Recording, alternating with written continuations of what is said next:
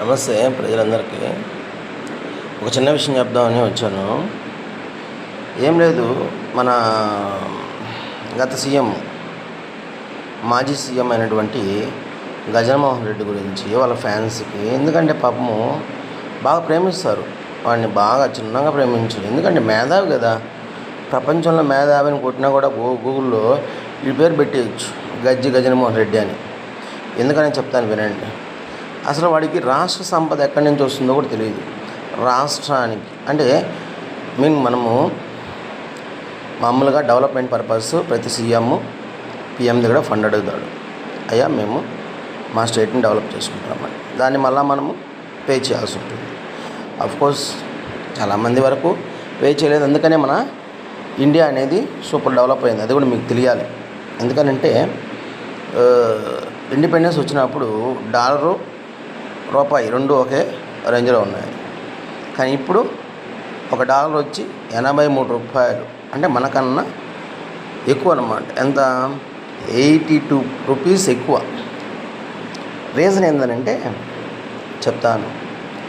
మనోళ్ళు మింగడానికి సరిపోయింది మొత్తం.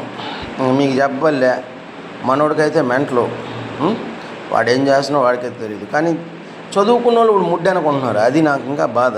చెప్తాను వినండి. రాష్ట్రానికి సంపద ఎక్కడి నుంచి వస్తుంది అంటే అప్పు తీసుకున్నాం కదా, అప్పు కట్టాలంటే ఏం చేయాలి? మళ్ళీ మనం రాష్ట్ర సంపదని పెంచుకొని కట్టాల్సి వస్తుంది. రాష్ట్ర సంపద ఎక్కడి నుంచి వస్తుంది?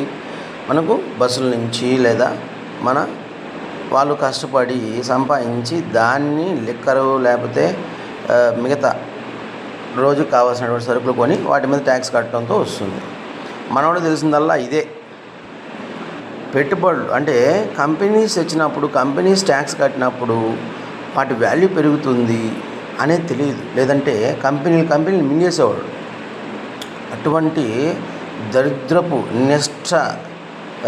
నికృష్ట వెధవెవరంటే మన గజన్మోహన్ రెడ్డి. వాడికే కాదు, వాళ్ళ పార్టీలో ప్రతి ఒక్కడికి అది అంతే. అది వాళ్ళు జంతువులతో సమానం, మనుషులతో కాదు. ఇప్పుడు వాడు చూడండి ఎంత కుర్యాలు నేర్చరు. రాష్ట్ర ప్రజల నుంచే డబ్బు సంపాదించాలనే ఉద్దేశంతో దేవుని నెయ్యిని కల్తీ చేశాడు. ఎక్కడికక్కడ, ఒక దగ్గర కాదు, ప్రతి సెక్టార్లో, ప్రతి దాంట్లో మొత్తం కూడా నాశనం చేశాడు. అటువంటి వాడి వెనక తిరుగుతున్నామంటే మనకు కొద్దిగైనా ఇంగిత జ్ఞానము లేదా సెన్స్ అనేది ఉండాలి. మనుషులైంటే వాడు వెనక తిరగరు.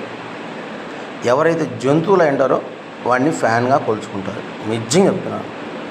జై హింద్.